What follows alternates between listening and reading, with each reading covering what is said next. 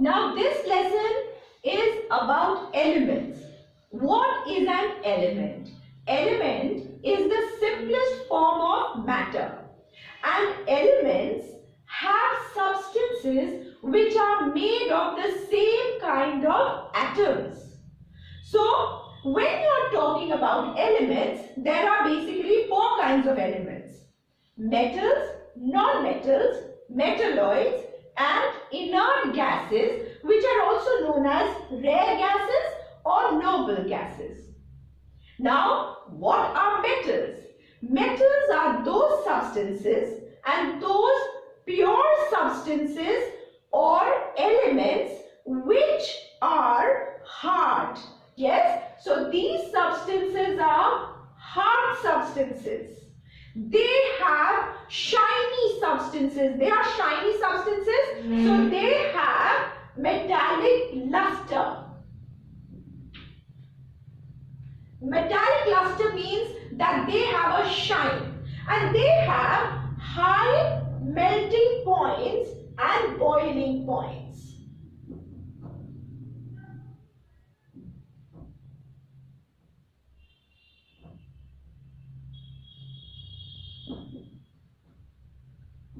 Right? Also, if you see metals, they produce a sound. So they are sonorous. Sonorous is the word which comes from the word sonic, sound. So because metals can produce a sound, they are said to be sonorous. Another thing about metals is that they are ductile and malleable. Ductile or ductility. Ductility is the property which a metal has. And what is this property? It is the property by virtue of which a metal can be drawn into wires. So that means metals are used to form wires. Another one, malleable or malleability. When you talk about malleability, it is the property by virtue of which you can hammer a metal into sheets. So with all these properties, we know that these are not just hard, but they are generally solids. Right? Let us take some examples.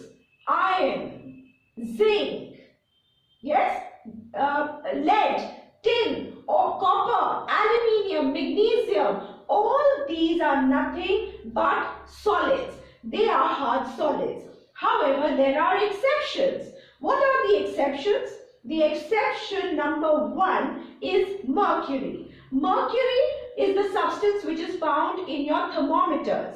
Mercury is the only metal which exists in the liquid state. Then there is another metal which at body temperature exists in the form of a liquid, and that is gallium. Is that clear? When you are talking about metallic luster, the shine, metals have a shine. We all know that silver, gold, aluminium, these have shine. However, there are certain metals like sodium and potassium which are very reactive metals, but they do not have shine. Also, they are not hard solids, they are soft solids. So they are brittle also. If you throw them, they will break into pieces or shatter into pieces, but that's a little difficult to do because they react with the oxygen in the air explosively. They in fact react with water also. So we can't really do that. High melting and boiling points. Obviously, when the metal is a hard solid, at a high temperature, it's going to be, it will have to be heated to a very high temperature to make it melt into a liquid. And then can you imagine that hot liquid will have to be heated further to be changed into a gas. So they have very high melting and boiling points. But again, I would say that when you're talking about certain metals which are kind of soft, they have low melting and boiling points. Look at sonorous. Is everything sonorous? The soft solids will not be sonorous. The soft solids will not be ductile. They cannot be, changed into wires. You cannot make wires out of them. You cannot hammer them, into sheets either. So they are not malleable either. I hope this is clear.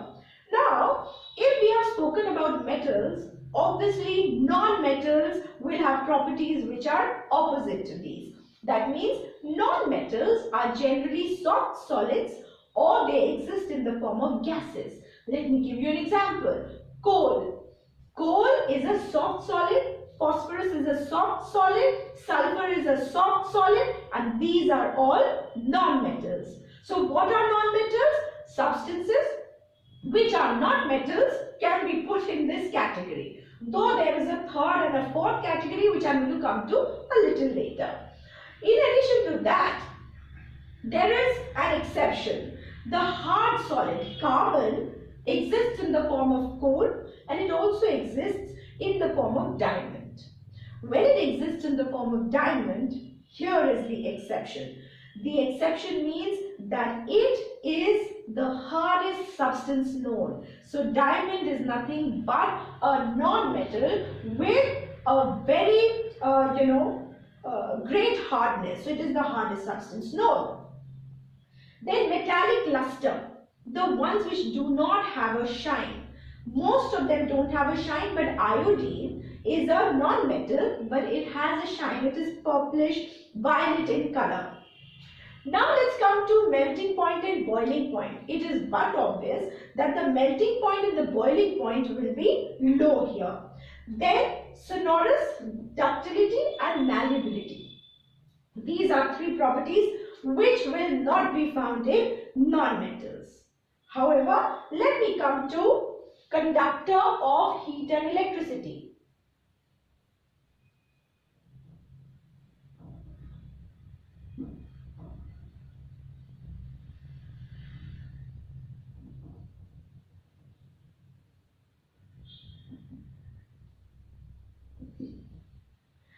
When you talk about metals, remember that metals are good conductors of heat and electricity. When you talk about non-metals, they are poor conductors of heat and electricity. However, again, sodium and potassium, these are very reactive metals. They are soft solids and they are poor conductors of heat and electricity. But think about, a steel spoon or an aluminium container when you are heating food in it. It conducts heat from one end to the other. It will become hot if you put a spoon in it. Another thing is conductor of electricity. In fact, if you check out all the wires in your home, they are made of copper. Copper wires, why? Because they are good conductors of electricity. Aluminium used to be used earlier. So metals are good conductors of electricity. Don't they say that, you shouldn't touch iron things when, you're not wearing slippers, because your body is also a good conductor of electricity. And if you touch an electric wiring which is faulty with, let's say, an iron, rod, what will happen is that the electricity will be conducted through it and through your body and you'll get an electric shock. That is why you shouldn't do that. Non-metals, however, do not conduct heat and electricity. However, again, you have the lead of your pencil. We call it the lead of a pencil, but it's actually carbon in the form of graphite. It's another form of carbon. Why was it called lead? Let me tell you this little story. It was called lead because earlier times, when they didn't know what it was and discoveries were being made, they found that the lead would leave a mark, and the graphite would also leave a mark, and so they thought that the graphite was actually lead. So, your graphite in the form of, the carbon in the form of graphite is a good conductor of electricity. Is that absolutely clear? Now let's come to the third one, metalloids like antimony, bismuth. These are substances, these are elements made of the same kind of atoms atoms chemically combine together to form what are known as metalloids, and these are substances which have some properties of metals and some properties of non-metals. So you generally see some of these metalloids which have which might be hard, some could be soft, but they have properties which lie somewhere in between metals and non-metals. So that's the third one. Last one, inert gases or rare gases or noble gases. There are 6 of them: helium, neon, xenon, radon, krypton, and so on. Now these ones you have to remember are, as the name suggests, inert gases. These are also rare, that means they are not found in abundance, or they are called noble gases. They are the ones who have the arrogance of it all, and they do not react. So these come under this category of inert gases. Now, metals and non-metals are elements, and so are metalloids and inert gases.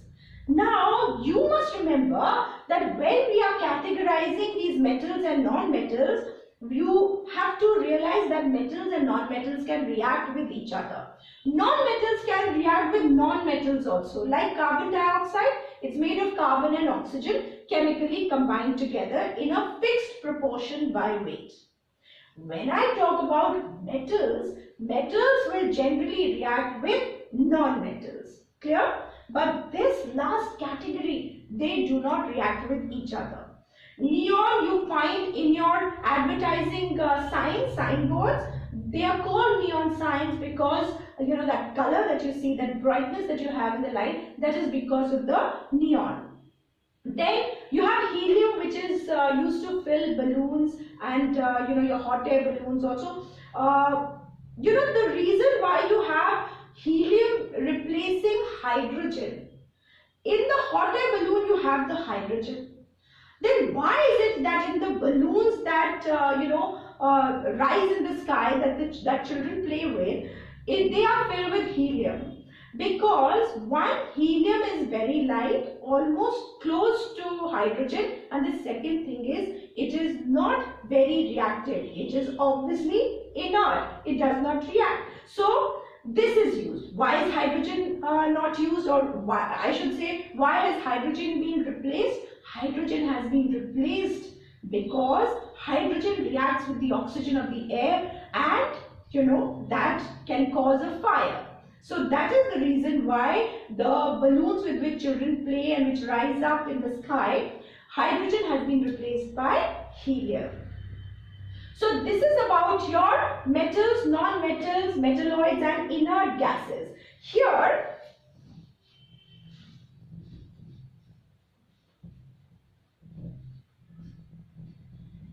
let me add one last thing to it. Elements are basically substances which are made of the same kind of atoms. Right? So every molecule will be made of the same kind of atoms. And I will be talking about that in my lesson tomorrow.